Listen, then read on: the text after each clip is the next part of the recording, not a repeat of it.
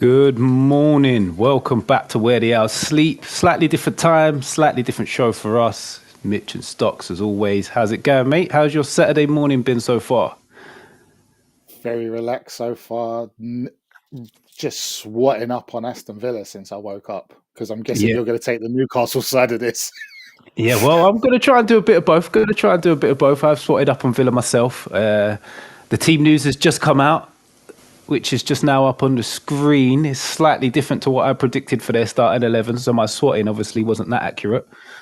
Mm. But new show for us, new show, new time.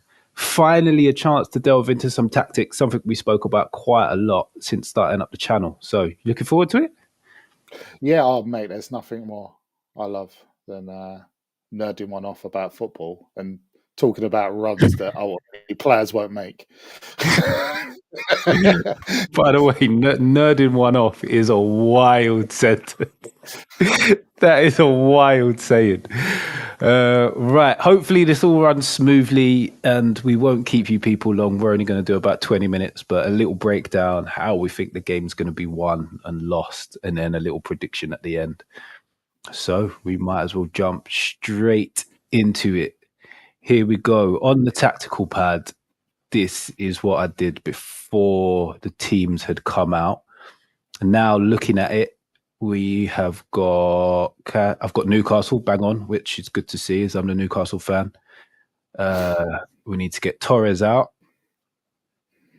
Mings in, which I actually quite like personally because I'm not a big fan of Mings.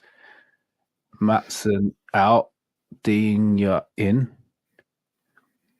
I've lost my screen to show me the teams now.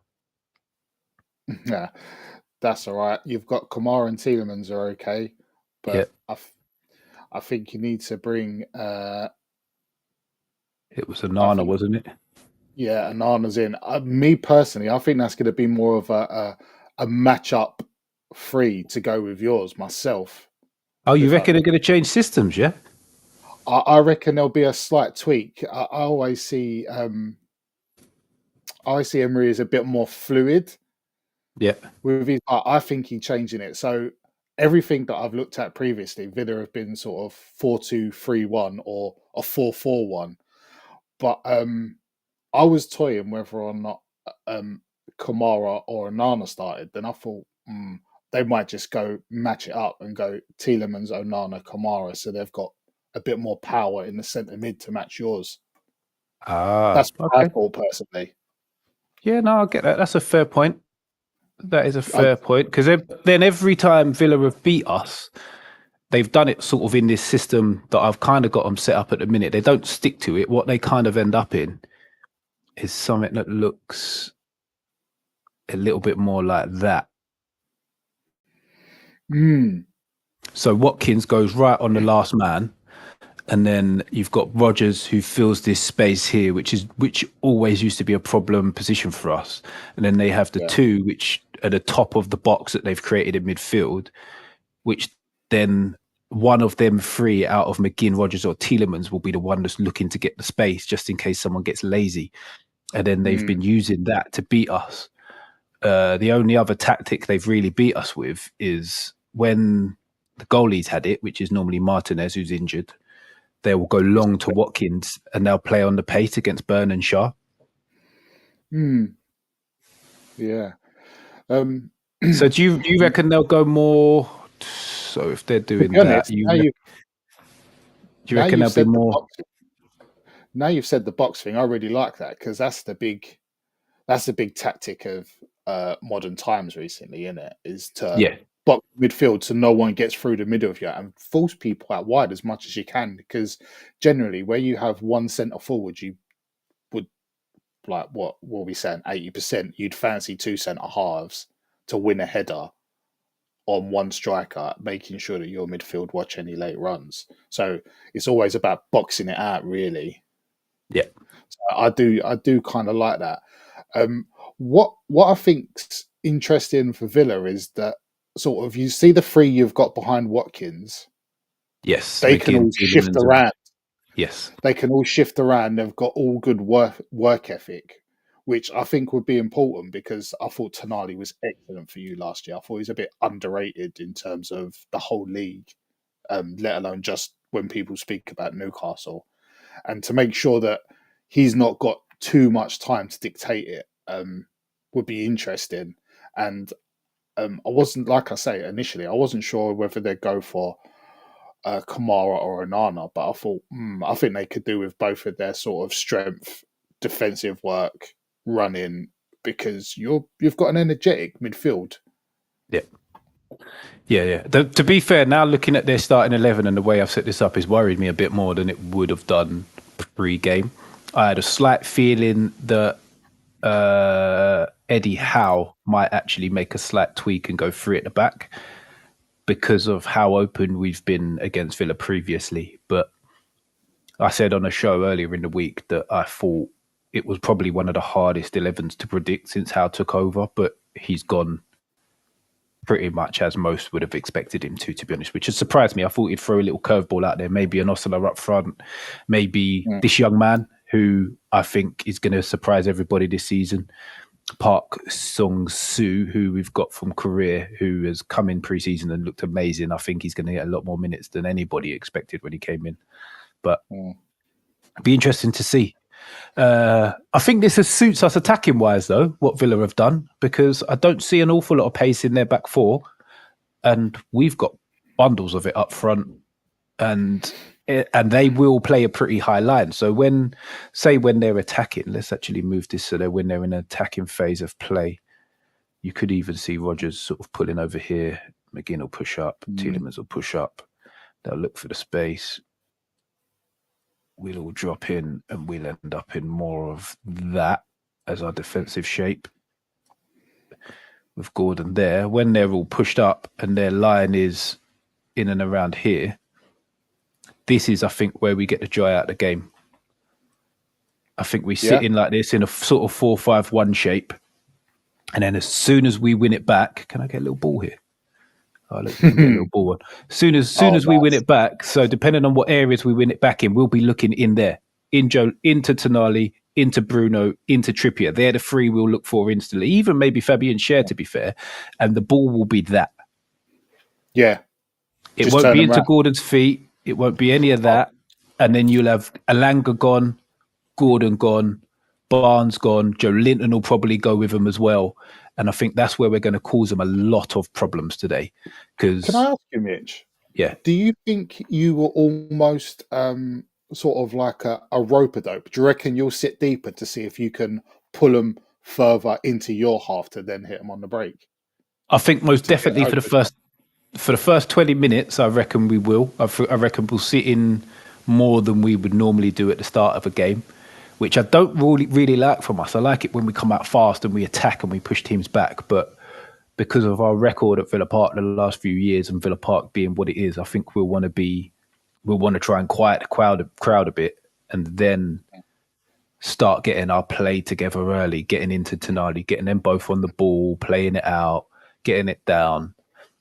And yeah, going from there, if we had done that, it's annoying me now because I've got Ramsdale in black, but he should be in white.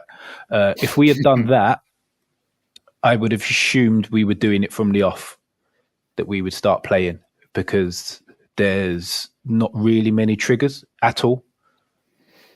I'm going to change a name here as well because I've missed my favourite centre-back somehow. And even more so, I've picked the wrong guy now. If we had done that, 100% we would have looked to play from the start, because for me, in that 11, there's no pressing trigger. Not a single one. Not one that you think the ball's going into them, they're going to take a bad touch, they're going to give us the ball back. So once we start rolling this side out, I'm going to be very excited going forward. We'll even with Livramento back on the right and Hall on the left. That's when I think we'll really see the real Newcastle. But as for today, I think we sit in a little bit more. I think we try and stop Villa getting anything massive going early, and then we start playing. And the whole game will play on the break. But I think the more the game goes on, the more and more you'll see us on the ball trying to break them down. Can I ask a couple of questions on like either end of the pitch for Newcastle, how they're going to well, one how they're going to deal with Villa and the other how they're going to attack Villa. So Yeah. you've got Gordon as a centre forward. Would you not be tempted to put Elanga there? Because would you say he might be better if he's back to goal than Gordon? I would. I have floated that idea to a few people recently, and Elanga has done it a few times for Forest. I'm just not. We've not seen how try it in pre-season, so it makes me believe he won't do it today. And as you know very well, I'm very much square pegs in square holes type of person. Whereas that now, with Barnes left, Elanga middle, and Gordon right, is one square peg in a square hole, which is Barnes. Yeah. Whereas that is two square pegs in square holes. So, and I think Eddie Howe does a similar thing: play as many players in their best position as humanly possible, rather than changing too much. Sorry, one sec, Stocks. But where I've been looking at the tack pad, sorry, I've got that up on my full screen. I've missed the chats. Giniesta, fantastic to have you back, sir. And then he said, yes, do like to play the 2-2 box midfield. 100%. They've done it to us a few times. And Samir, go away. No one wants your input. Morning, Samir, as well. It's interesting with Dina, because I was wondering if he'd be tempted to put Maatsen purely for pace against Elanga, but Dina's a better defensive fullback and I'd say a better delivery. So again, I was toying with the idea that they might start, but overall you'd say Dina's a safer choice. Yes. 100%, I'd agree with that.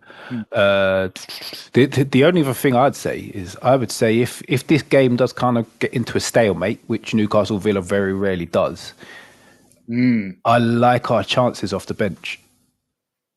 I would say that we've got a few more. Obviously, take him out of the equation because he's not involved. I would say we've got a few more difference makers than they and him because he's injured, and him because he's just signed. I hope you ain't got Ramsey there for Villa either, mate. Because I was going to ask you about him in a little while. But yeah, I would say our bench is ever so slightly stronger. So if it does get to a point where we need it, I reckon that could be playing to our advantage. Yeah, I'd say maybe they'd have. Marlon tends to come on a lot, doesn't he, for Villa? And they've got the new sign-in, the forward. Yes, Gassant, that guy. Yeah, I'll be honest, I don't know too much about him myself, but you can't pay 25 million for a forward and not be ready to chuck him in as and when needed. But that's the kind of as a neat little segue into what I was going to say is Watkins has always done pretty well. I think he's got 6 in 5 against you. How are your two centre halves going to stop him? Because he does like a goal against Newcastle, and Villa have had an impressive trail of form at home. In the last 21 from last season, they've won 15 and drawn 6, which is like their best run at home since the 70s. So they're on a bit of a high times when playing at Villa Park, and Watkins likes to go against you. So I was wondering how you thinking Newcastle are going to nullify him. Well, until that little monologue, I was actually quite hopeful going into the game. But now, well, mate, we got to bring it from both sides, surely. No. To be fair, that is fantastic stat work as always. To be fair, and. Yeah, Watkins is the main one that worries me because, like I said, when we're attacking, I fancy our breakdown. Even from stuff like goal kicks, when Villa is set up deep, and say we've got them in sort of here, Gordon there. Depending on how good the kicking is of this goalkeeper, the thing they've caught us out with quite a few times, as I said briefly earlier, is because we play a high line and we'll always play a high line. So when we're playing high like this, maybe not that high, but sort of there, whether it's a goal kick, whether we're attacking, whatever sort of system type of thing we're trying to do, even if they're set up in what their shape sort of looks like on paper, which is that. One thing they've always done us with is that. Just that big kick. Watkins bullies either Shah or Burney. Normally pulls onto Shah, to be fair, because getting the ball over Burn and back down in time for a player to run onto it is quite the feat, to be fair. So they normally go over that one. yeah. Back to school on that one. That ball over Shah with Watkins running in behind has normally been the thing. I can't remember off the top of my head, but I do think one of the games that they beat us quite comfortably, and we had the Bravka in goal, whose starting position is there, whereas Pope will be there, which then makes that space a lot smaller and that pass miles harder. So, it's interesting that because Pope sometimes maligned for his kicking, but he does have a decent starting position with these things, which is interesting. Yeah, Pope does three things extremely well as a goalkeeper. That's shot stopping, command of area, and sweeping up. I haven't got any issue with that part of his game whatsoever. My biggest issue with Pope's game is when he's got the ball at his feet, he will just kick it out for a throw-in, or he gives me a heart attack once a game at least when the ball comes to his feet. Even in pre-season against Atletico, the ball rolled back to him stupidly slow. All he had to do was take a simple touch and pass it, and he nearly fell over. And it just worries me. It just worries me. That kind of stuff annoys me, and I feel like even though Dubravka's a worse goalkeeper, he's nowhere near as good at sweeper keeping. Shot stopping is not as good, but it's decent, and his command of his box is nowhere near Pope's. But we went on a run last season with Dubravka in goal, and it was mainly because we're so much harder to play against with a goalie that can clip fullback. So I'm as much as I wasn't on board with the signing before it happened, I'm very much looking forward to when Ramsdale comes in and we really start playing some proper football, or out from the back at least. I won't remind you when he's doing Ramsdale things. Interesting with Martinez suspended, this keeper, I can't remember really having watched him, or maybe I have and have just not taken it in. I wonder if he's been practicing in training for the world-renowned Harvey Barnes cut-in and open up the hips for that far corner. It's one of them things that's just inevitable with Harvey Barnes. So yeah, you know it's coming, but you just you just got to try and stop it. To be fair, I don't know anything about this goalie. He's gone sort of under the radar as a signing, and when I looked at the name, I just assumed that he was young. But he's not. He's a 34-year-old goalkeeper that's come in from Brest. So he was playing Champions League football last season. Big lad. But again, I'm not sure. Don't know anything about him whatsoever. So it'd be interesting to see how he gets on. Hopefully, if we do get the ball down early, we test him a couple of times and see what he's really about. Do you know what? Proper Sunday morning stuff. Let's just test him out as soon as we can. Have a dig, get some crosses in, see how he likes it. Yeah, but that's what you got to do. New player to the Premier League, regardless of where they're like. If say they're playing centre back, you say to your striker, "Hang on him for a bit, see what he's like, see what he's got, see what he's all about." Absolutely. If he's got a little bit of a nerves jangling, he might react half a second late, and it's a goal. So, be interesting to see how that goes. You got any other hot points you want to bring up, mate? No. Annoyingly, I was hoping that Powell was going to do something a little bit different. I was hoping we was going to go with a back three, so I had more talking points for it. Mainly on where the game's won is going to be in this area here, 100%. The middle third of the pitch where you've got all of your midfielders playing. It depends who gets hold of that better and who gets on top of the key one-on-ones. So McGinn and Livramento, if McGinn sort of half plays out there, Rodgers and Trippier, they're going to be key ones. Tonali against whoever he's up against. And then the biggest one for me is when either McGinn does that or Rodgers does that or Tielemans does that to support Watkins, how quickly one of Burn or Shah go and engage. Because say it's Tielemans that does it and he comes into there, Shah has to engage. And we have to go one-on-one, because if anybody else does it, it messes us up. Because if Tielemans goes in there, one of these guys are going to go in there, or what you'll find is one of these guys will float in which then picks up Tonali. So we can't be expecting him to drop in here while Shah does nothing and follow Tielemans. As soon as he breaks that line to get into that sort of no man's land between the back four and the midfield, Shah has to engage. There was a goal. Was it a goal or was it a big chance? I'm pretty sure there was a goal in the game that they beat us at Villa Park last year where that exact same thing happened. They sort of created an overload over this side. So they had two players over here. They were on the ball here, and it was actually Onana. So Trippier was there, Watkins was over there, and then Rodgers drifted in. Or it might have even been the other way. It might have been something like that. And because Rodgers was marked by Burton, Shah sort of stood off. And the player in here, I'm sure it was Watkins, had about 15 yards of space. And Nana did a nice little touch around whoever it was who was marking. I think it might have been Bruno, might have been Miley or Longstaff. Did a nice little touch around, played it into Watkins. And from there, we were screwed because he got to turn. He's faced up Share.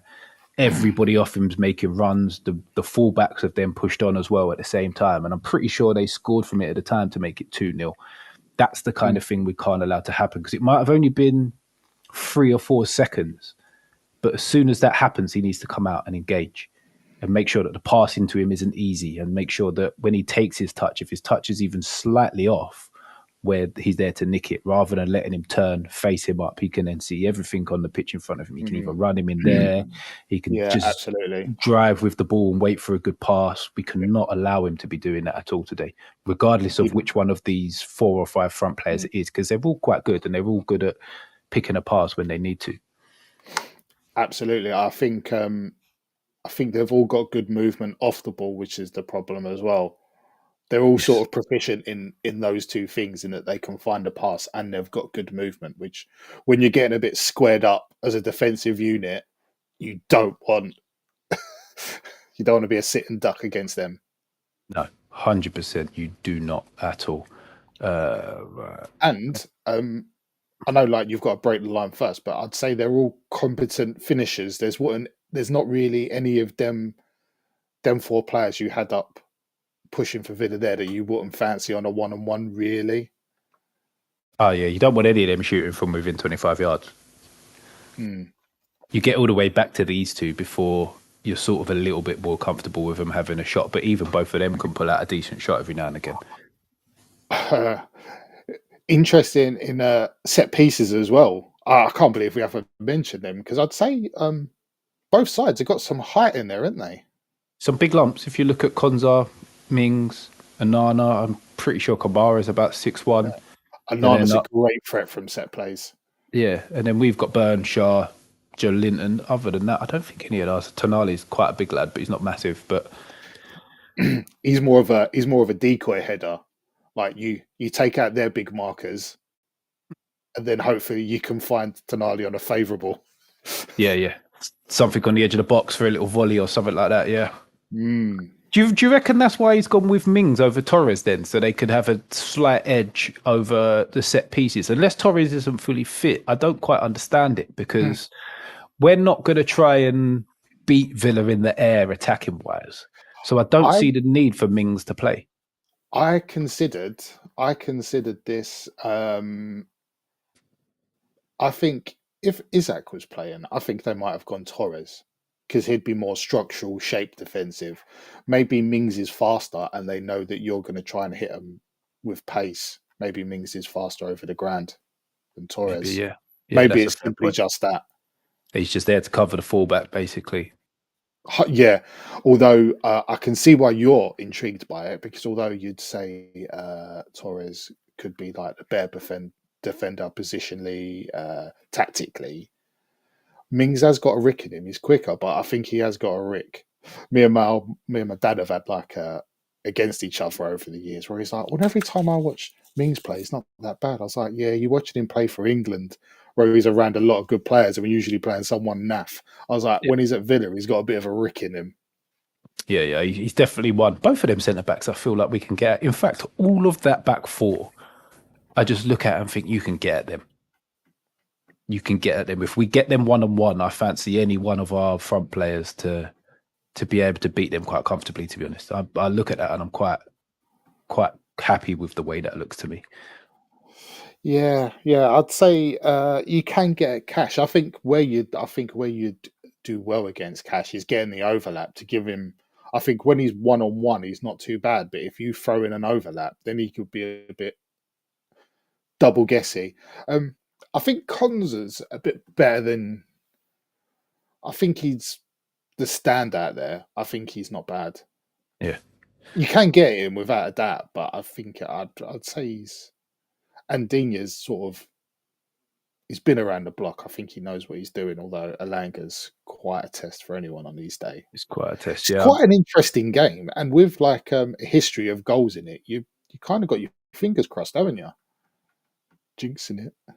yeah. It should be a good game. I can't see how it shouldn't be because both teams will come and try and win, which is a key thing.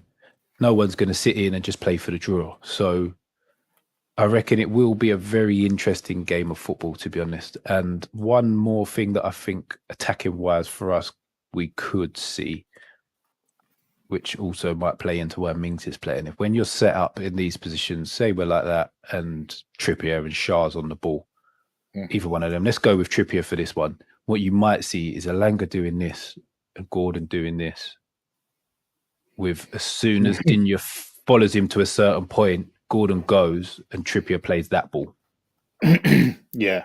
Which won't be to get Gordon in on goal. It'll be to bring Mings over, get Gordon on the ball, and Langa then goes through the middle. Ball goes it. Well, not Gordon. Ball goes in there, and that's how I could see that pattern, that movement pattern, causing them problems if we have worked on that. So.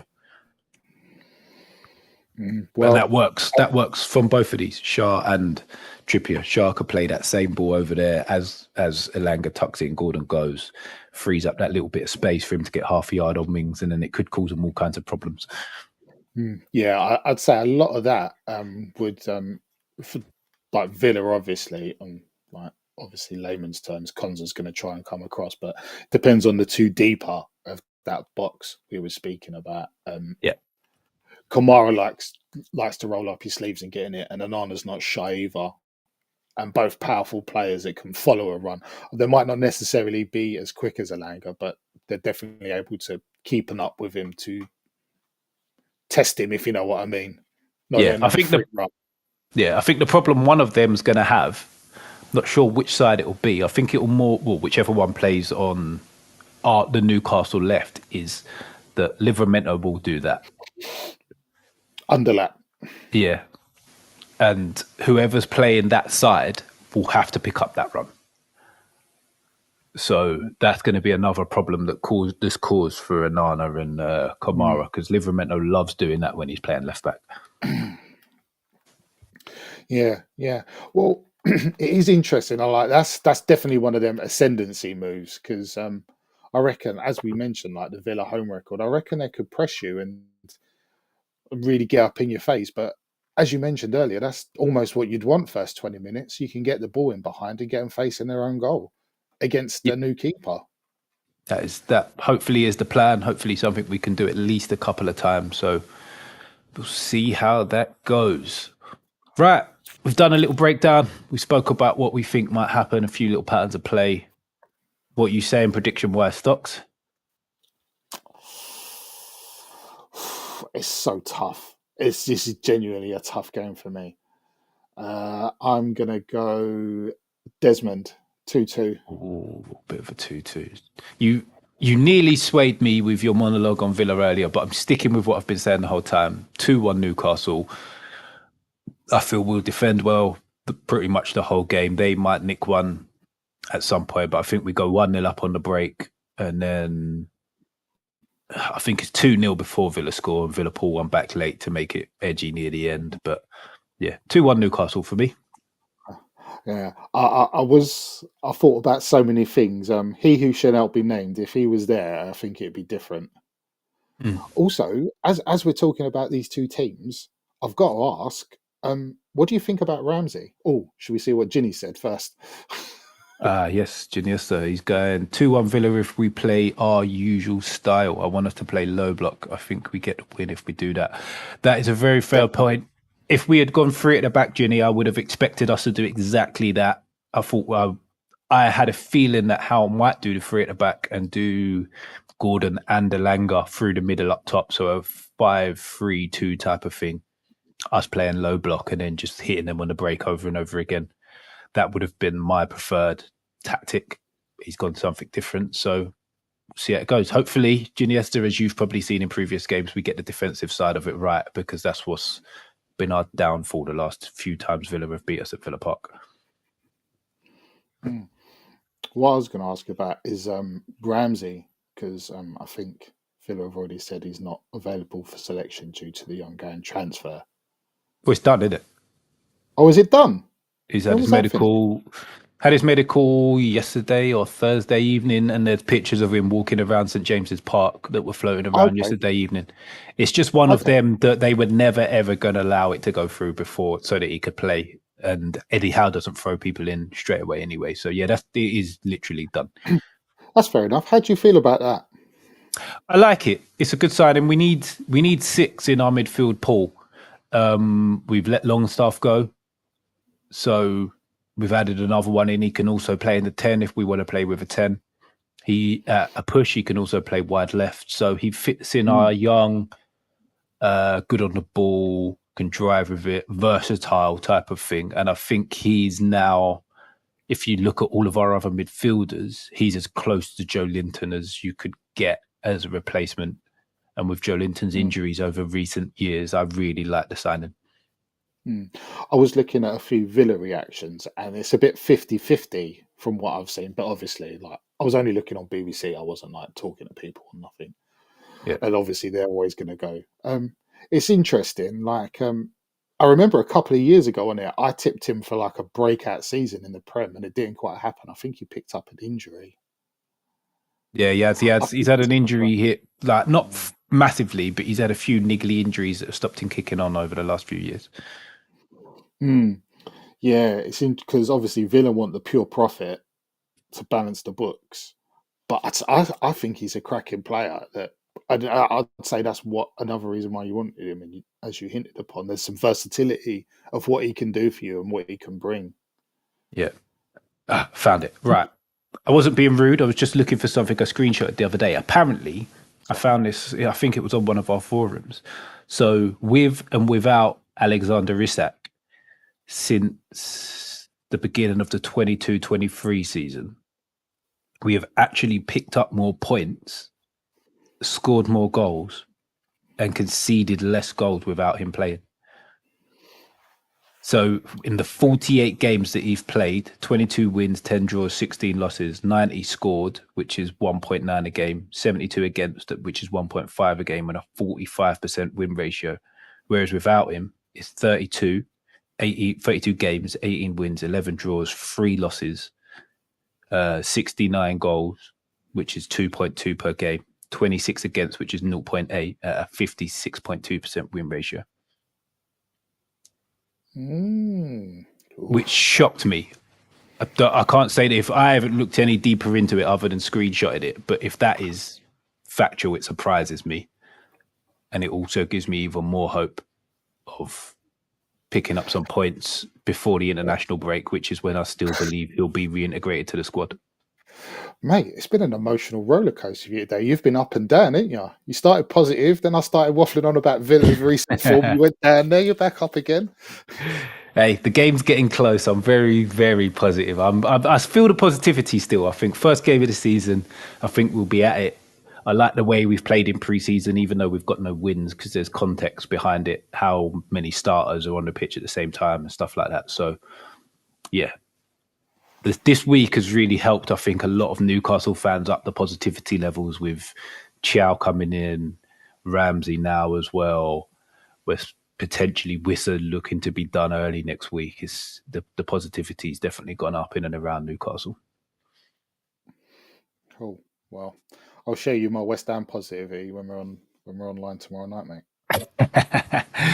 Okay, right, people, those that have joined, fantastic, thank you. New show for us. I hope you enjoyed it. We will be looking to do more of these. It won't always be the early game Saturday. We'll be picking random games throughout the weekend. You never know, there might even be another one this weekend if we can get one together. But as always, we'll be back tomorrow, 9 p.m. if we don't do another show in between. So have a fantastic weekend. Enjoy the Premier League being back. And thank you for those that have joined us. Enjoy the game. Let's end on this.